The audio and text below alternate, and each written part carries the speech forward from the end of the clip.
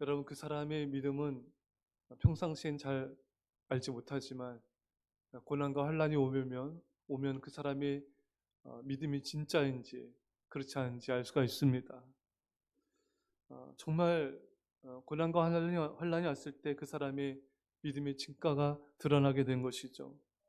특히 건강한 사람이 병이 들었을 때 처음에 충격을 받고 당황합니다. 그 병이 중하거나 오래 갈 경우에 그 믿음이 흔들리는 것도 경험할 수 있습니다. 가족 중에 아픈 사람이 생길 때, 그 병이 중하고 오래 갈 때 역시 그 믿음이 흔들리는 것을 보게 된 것이죠.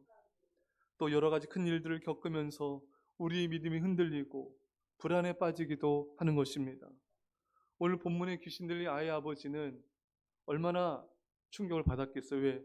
이 아이가 귀신 들려 오랫동안 고통을 당하는데 불 속에도 들어가고 물 속에도 들어가고 그때마다 충격이죠. 제가 어느 간증을 들었는데 남편은 직장은 가요. 둘 다 믿음의 사람인데 아내는 이제 어렸을 때 그 상처와 트라우마 때문에 계속 자살을 시도하는 거예요. 그러면은 남편은 직장에서 일하다 말고 뛰쳐오고 계속 이런 일이 반복되니까 남편이 직장에서 불안해서 이거 뭐 살겠습니까, 여러분? 참 그 남편이 참 대단해 믿음이 있어요. 그렇게 믿음으로 이렇게 하늘을 바라보면서 눈물이 주르르 흐르는 거예요.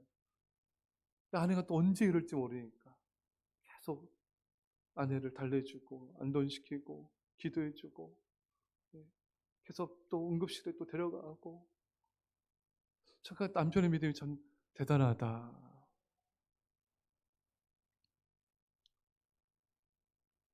이 오늘 본문의 귀신 들린 아이 아버지는 이 아이가 자신의 자녀가 늘 이렇게 불 속에 들어가고 물 속에 들어가고 발작하고 이런 것들을 오랜 세월 동안 봐오면서 이런 어떤 매일 겪는 좌절감이 있었을 것이고 끝이 없이 계속될 것만 같은 이 불안한 이 미래로 인하여 낙심과 절망에 빠지기도 하였을 것입니다.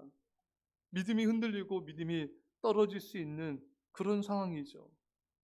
아니, 이 아이 아버지는 믿음이 많이 떨어져 있었습니다. 본문의 고백을 통해서 알 수 있지 않습니까? 할 수 있거든 하나님 예수님 도와주십시오. 예수님께 책망받잖아요. 할 수 있거든이 무슨 말이냐? 믿는 자에게 능히 하지 못할 일이 없느니라. 이 아이의 아버지는 깨닫는 거예요. 자신의 믿음 없음을 깨닫게 됩니다. 그리고 주님께 고백하죠. 곧 그 아이의 아버지가 소리를 질러 이를 때 내가 믿나이다. 나의 믿음 없는 것을 도와주소서.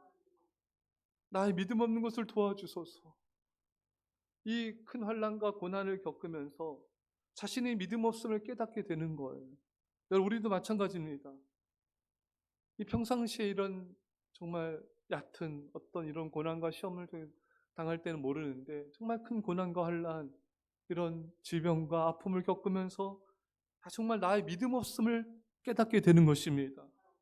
내 믿음이 흔들리고 불안하고 무너지는 것과 같은 이런 처절함을 경험하게 되면서 참 내 믿음이 연약하구나.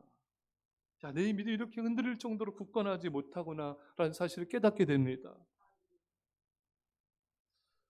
여러분, 우리는 그때 알아야 돼요. 내가 가진 믿음이 내가 노력해서 가진 것이 아니다. 하나님의 은혜로 가진 것임을 깨닫게 되는 것입니다. 동시에 이 믿음이라는 게 하나님의 은혜로만 얻을 수가 있구나. 내가 아무리 노력한다고 해서 이 믿음이 굳건히 자랄 수 있는 것도 아니구나. 내가 노력하더라도 하나님 은혜를 베푸셔서 믿음을 부어주셔야 내가 믿음에 굳건히 설 수가 있구나. 그때 우리는 이 아이의 아버지처럼 하나님의 자비와 은혜만을 구하게 된 것입니다. 소리 질러 이럴 때 내가 믿나이다. 나의 믿음 없는 것을 도와주소서.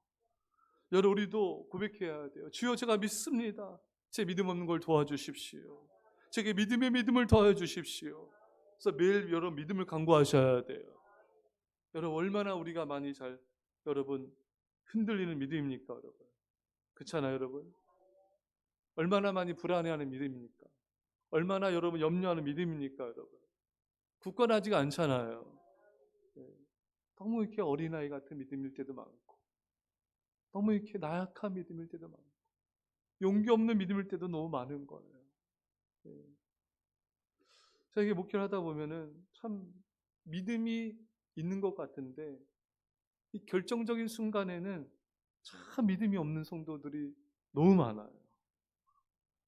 이 믿음이 있어 보이는데 어떤 이렇게 정말 결정적인 순간, 사람을 따르지 말고 하나님을 따라야 될 때, 나의 이익을 포기해야 될 때, 나의 안락함을 포기해야 될 때, 이때는 여지가 없는 거예요. 여지없이 믿음을 지키지 않는, 너무 이렇게 어린아이 같은 믿음을 너무 많이 보게 돼요.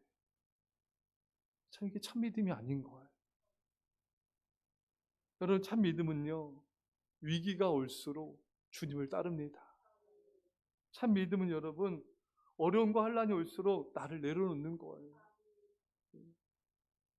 그래서 여러분, 우리는 계속 믿음을 강구해야 됩니다. 얼마나 믿음 없는지를 먼저 아셔야 돼요. 참 어린아이 믿음이고요. 참 나약한 믿음이구나.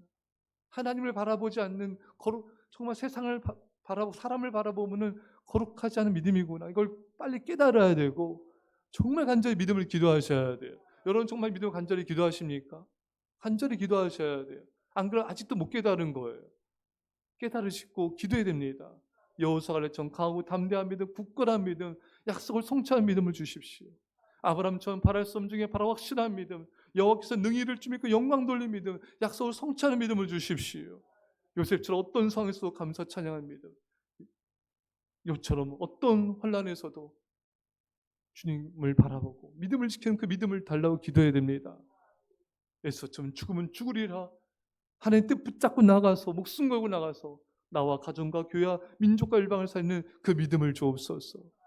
다니엘처럼 어떤 상황에서도 감사하고 죽음 앞에서도 감사해서 그 믿음으로 승리하게 하여 주십시오. 자신의 믿음 없음을 깨달을수록 이런 믿음의 기도를 드릴 수밖에 없는 거예요. 매일매일 순간순간마다 드릴 수밖에 없는 거예요. 왜? 나의 믿음은 너무 연약하기 때문에. 우리는 우리 자신이 믿음 있다고 생각하기도 해요. 그건 여러분 정말 큰 착각입니다. 오산이에요.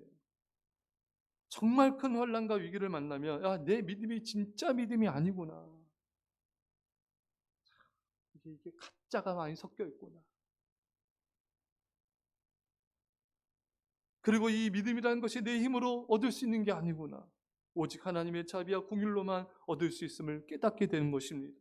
이때 우리는 다른 사람의 믿음 없는 것을 판단할 수가 없는 거예요. 왜? 내 믿음도 내 노력 얻은 게 아니에요. 하나님 은혜일 뿐인 것입니다. 내 믿음이 아무것도 아님을, 내가 아무것도 아님을, 하나님의 은혜가 없이는 정말이지 나는 아무것도 아닌 존재임을 깨달아야 되는 거예요.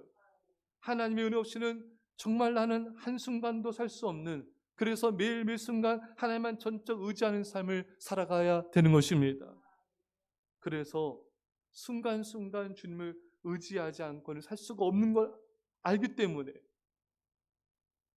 그런 죄인임을 깨닫기 때문에 우리는 순간순간마다 믿음을 위해 기도하고 내 믿음이 굳건하여 하나님 앞에 거룩한 믿음이 되도록 기도할 수밖에 없는 것입니다. 내 믿음이 흔들릴 때 내 연약함을 깨닫고 전적 하나님을 의지해서 다시 내 믿음이 세워지게 되는 것입니다. 이게 진정한 믿음의 시작인 것입니다. 하나님께서 이 굳건한 믿음, 참된 믿음, 거룩한 믿음, 주님만을 사랑하는 세상과 타협하지 않는 믿음, 위기와 고난일 때 더 그 진가가 드러난 믿음, 그 믿음을 주옵소서. 그 믿음으로 승리하며 가정과 교회와 민족을 일반 구원하시기를 주의 간절히 축원합니다. 기도하겠습니다. 하나님 아버지, 참 얼마나 믿음이 없는지,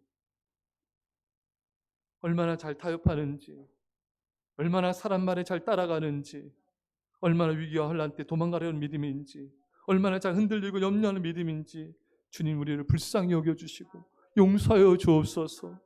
어린아이 믿음에서 벗어나게 하옵소서.